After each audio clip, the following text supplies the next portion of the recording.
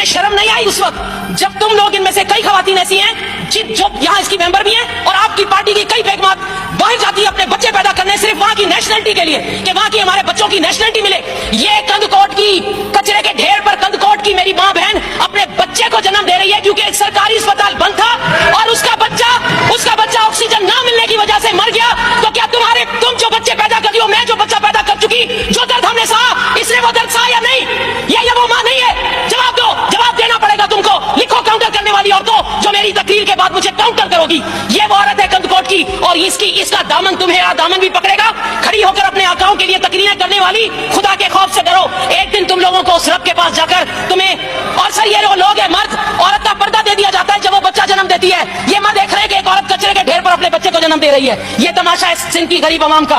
और उसके बाद इस गधे गाड़े पर उस औरत को, जब बच्चा जन्म हो गया और मर गया, तो गधे गाड़े पर उसको लेकर ले जाएगा 22 अरब के ठट्ठे और सिजावल की एम्बुलेंस के लिए। आप लोगों ने 1 अरब रखा हुआ है 22 एम्बुलेंस के लिए, ठट्ठे और सिजावल के लिए। कहां गई वो एम्बुलेंस? इस मेरी माँ बहन के लिए नहीं थी। ये बच्चा, सर देखिए इधर एक नजर प्लीज, खुदा का वास्ता है, आप भी औलाद वाले, एक नजर देखें सर। ये बच्चा, ये जिंदा, और ये उस बच्चे की मरने वाली इसकी लाश, इस बच्चे को ज्यादती का निशाना बनाकर इसके बाद इस बच्चे की ये शक्ल हो गई है।